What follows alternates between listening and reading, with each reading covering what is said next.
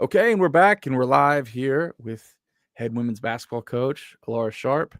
I can't believe it's already been a year since a crossover season started. It just seems like time just will not slow down, and we've been seeing the tick downs of the jersey countdown and the blah blah blah this and that, and then here it is 1 week away, and so we're ready. And so, Coach, thank you so much for joining us. Thank you for giving us your time this evening. We're excited. How are you?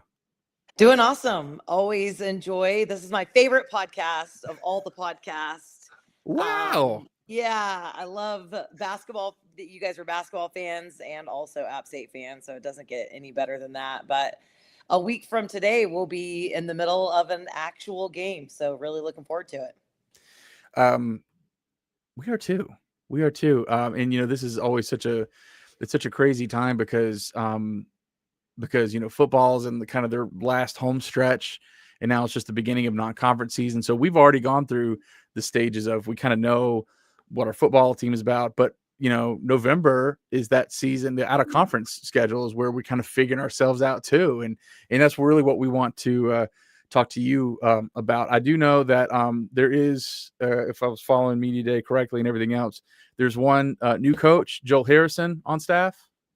Correct. Yeah. Okay. So how's the staff gelling this off season and everything working so far?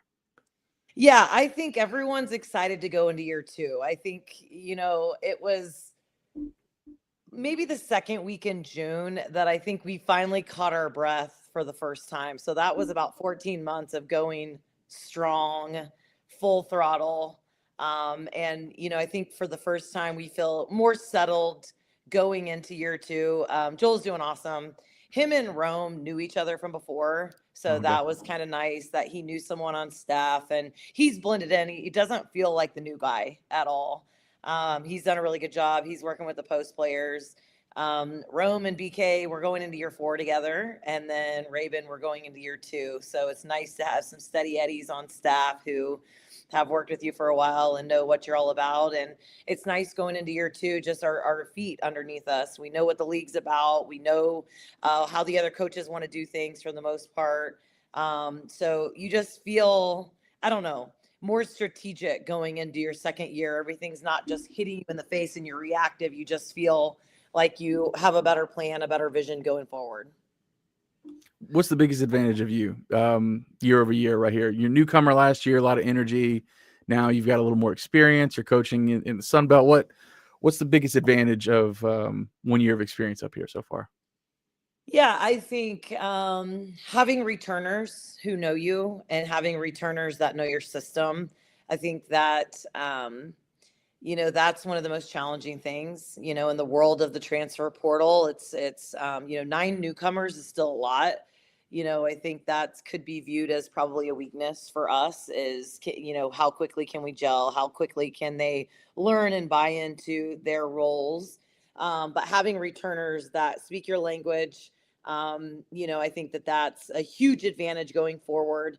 And just getting a year under your belt in the Sun Belt, and what you needed and what you lacked. I think we obviously, everybody watched us play, knew we needed size, knew we needed some strength on the interior, and not just post play, but even in our guard play. So I think that's one of the most exciting things going in is we have so much more length and power on the interior.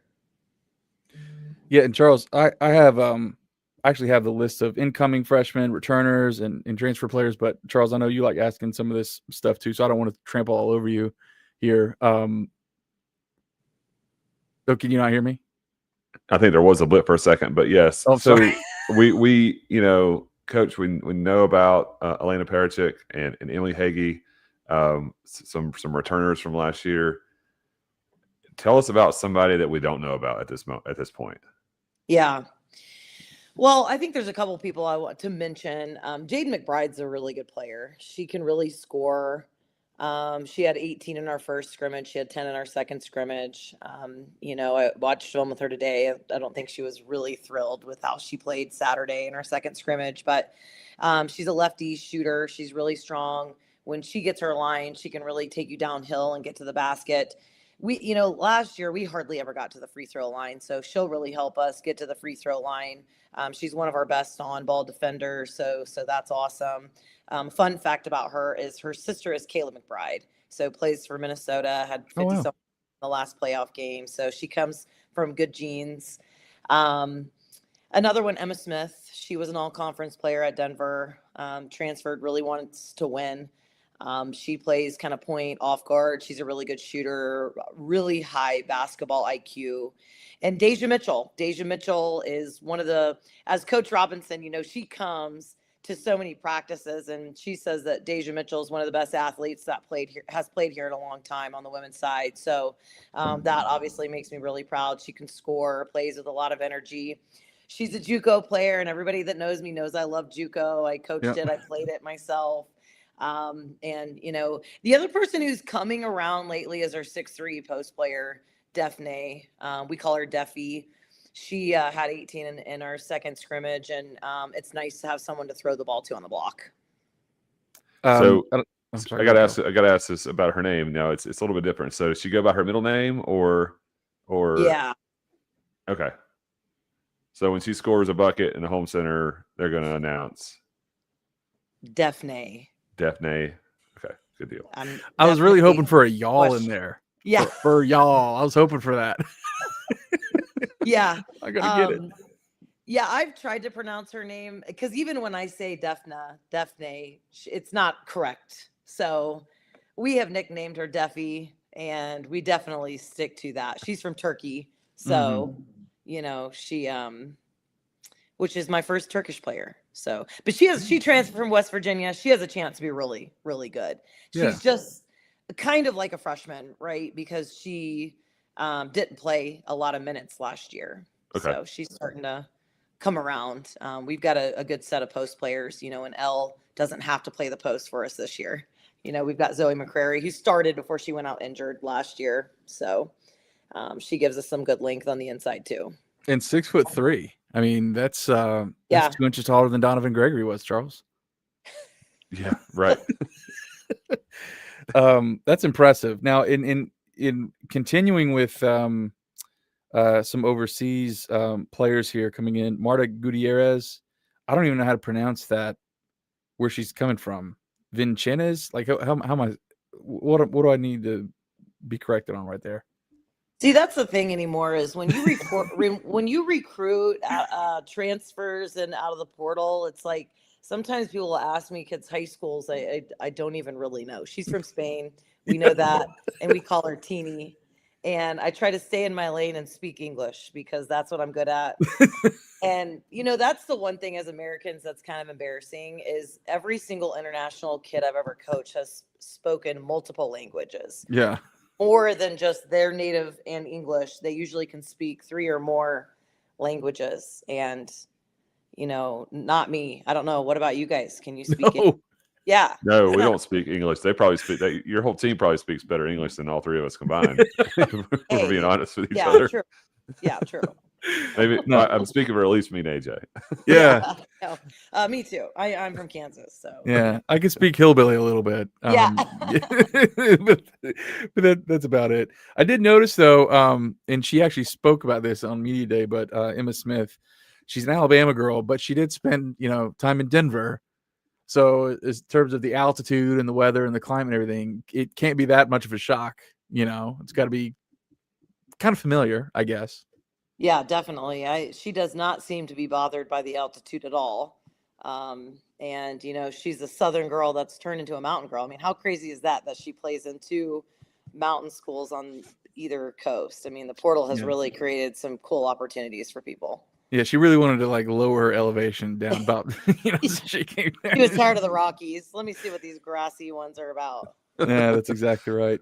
And I did hear Coach Joel mention Zoe looking good in practice.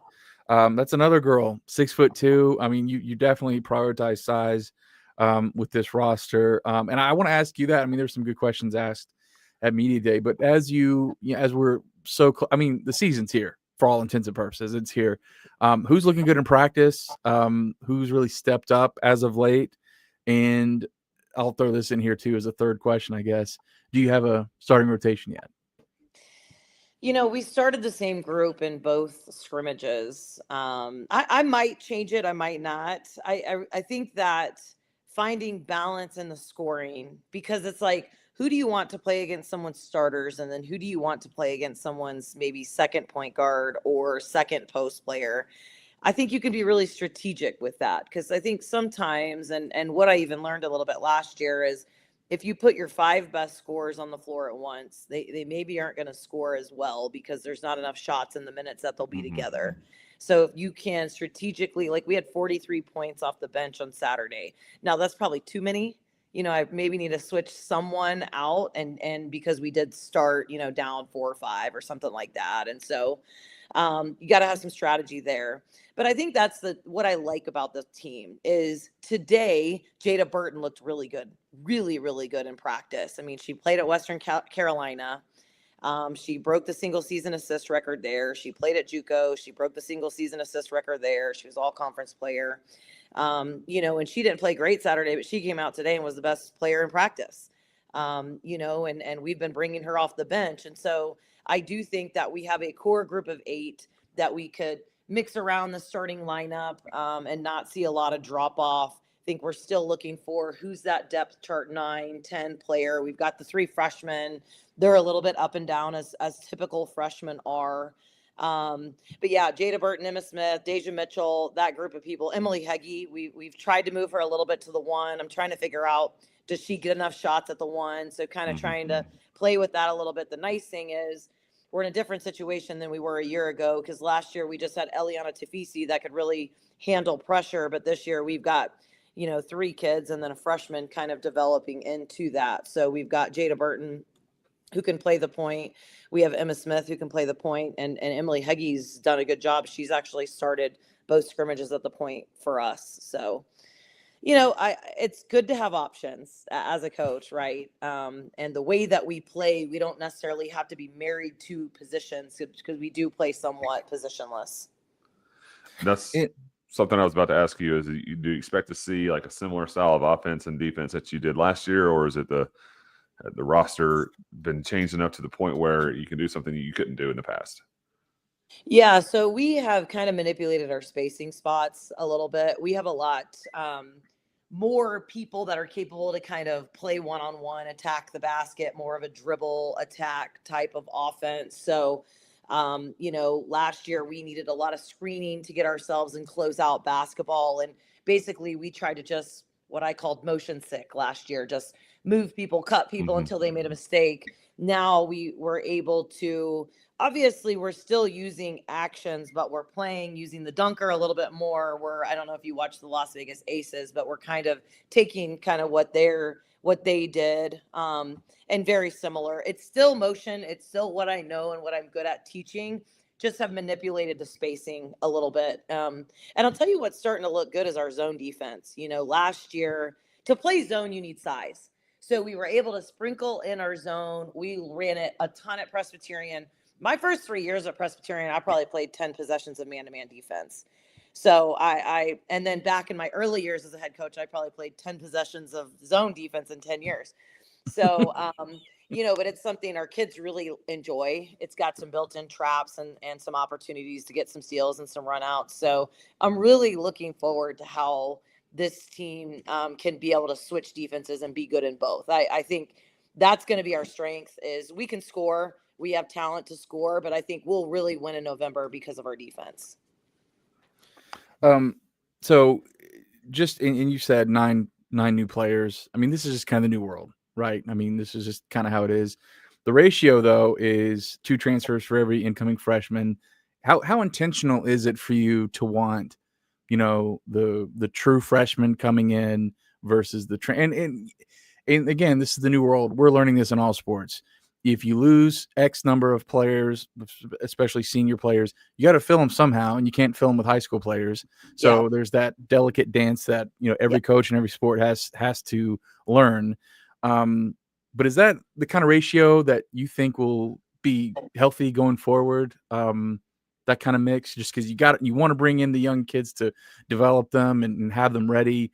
but maybe they're not going to play right away. Is that communicated? Like, how do you deal with that dynamic? Yeah, I mean, I think all that's changed. I think it used to be normal to be a freshman and not play, and you stick together and you come in with 4 or 5 people, and then you end up being the face of the program. I think now, I mean, just even last week and the week before, I've had individual meetings with all 3 of our freshmen and just tried to talk to them. One, what to expect as a freshman. And I kind of told them, this is kind of our depth chart right now. I'm looking for 9. I'm looking for 10. They kind of rotate because freshmen are inconsistent, right? It's a lot. It's really hard for them.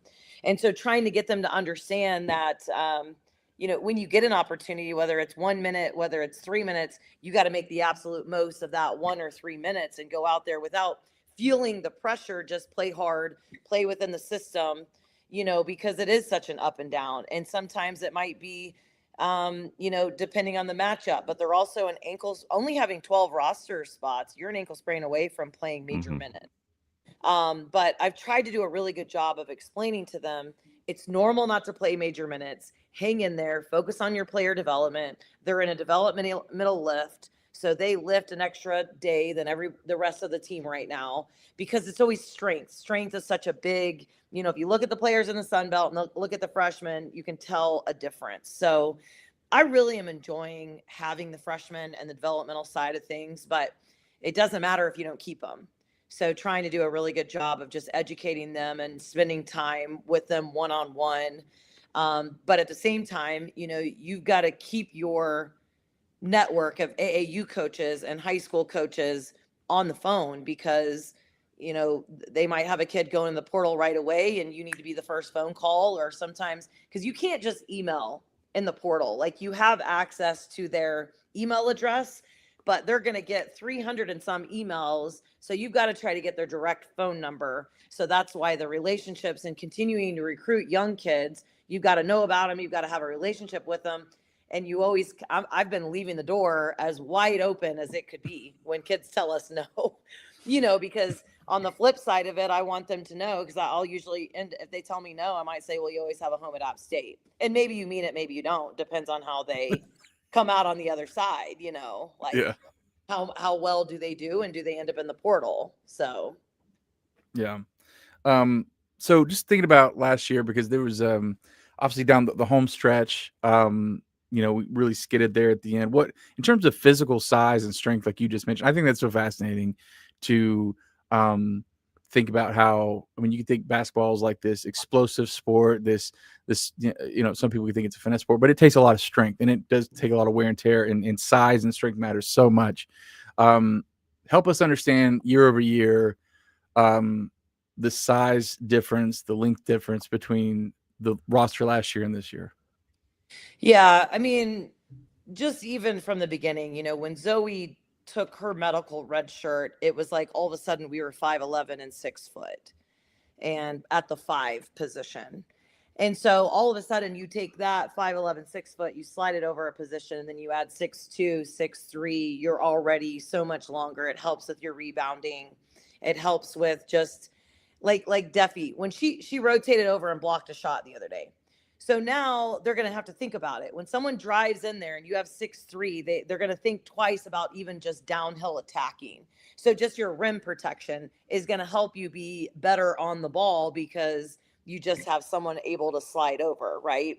Then on the ball, passing and everything, when you have someone bigger on the ball. Now, our 1s and 2s aren't huge, but our 3, 4s, and 5 spots, that's where we are 5'11" and bigger across the board.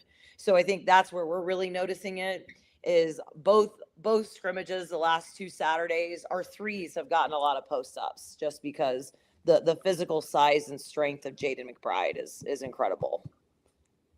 AJ, I love a block shot, because once you got one like that lady, that man is thinking about it for the rest of the night. Is that I got my stuff, I got swatted, and I want to go in there. Do I want to have it happen again? Yeah. I'd love to hear that stuff.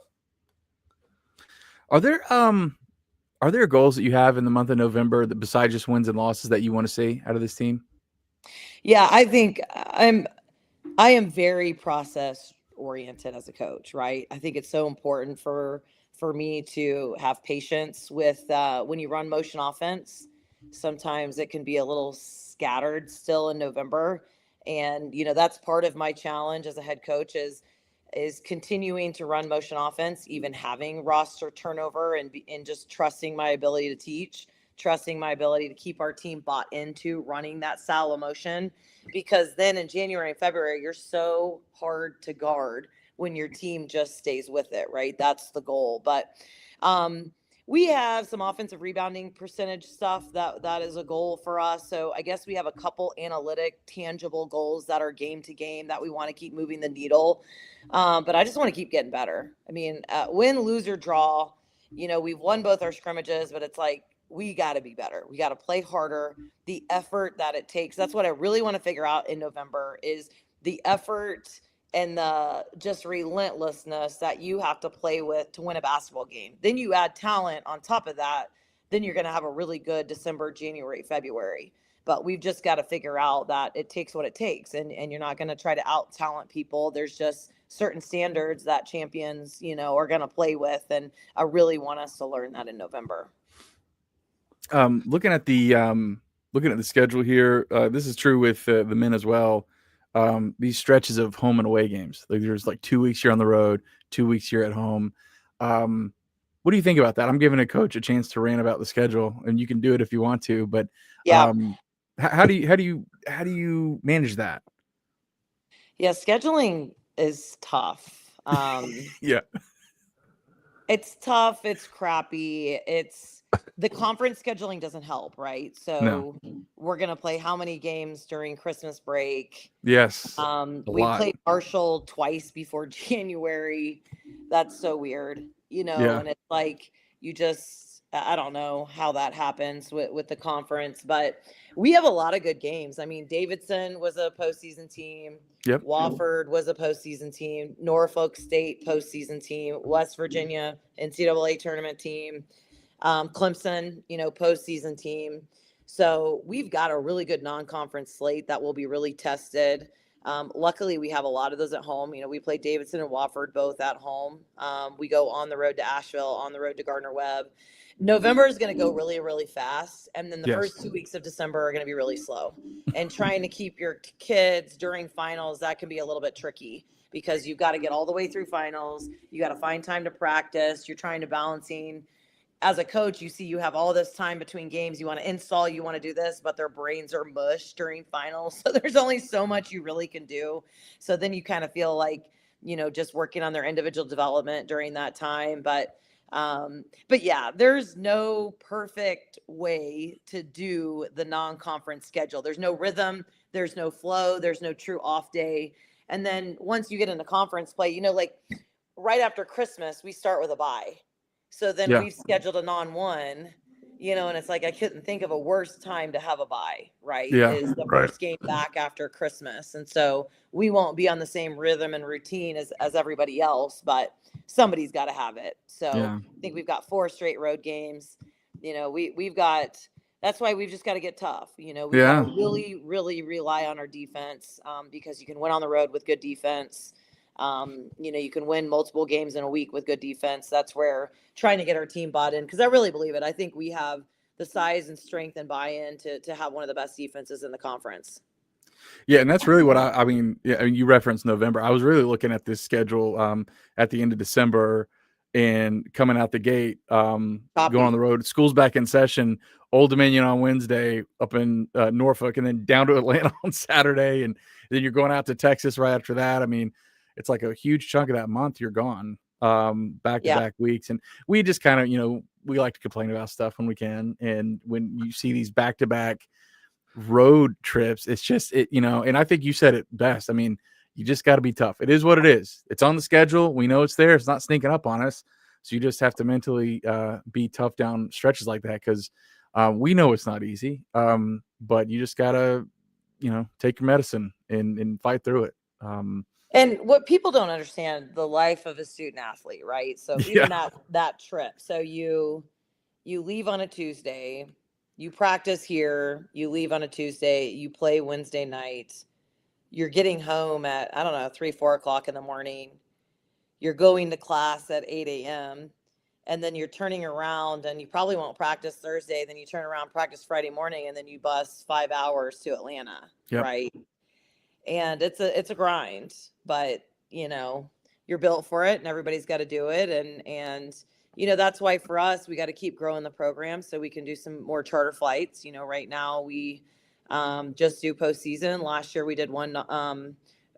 We went to ULM on what our players called the private jet. So we've got to keep, that's part of growing the program. Old Dominion, James Madison, they're going to charter all their conference away games, Oh, wow. that aren't bus trips.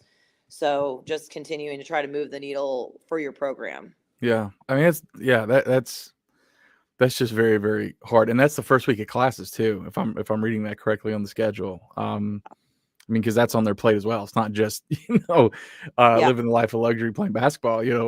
Which is already extremely hard. We'll be gone Tuesday to Sunday twice, and Yeah. once in January, Tuesday to Sunday, and then once in February, Tuesday to Sunday. So yeah. I mean, That's crazy. it's hard. That's hard, but just got to be tough, power through it. Yep.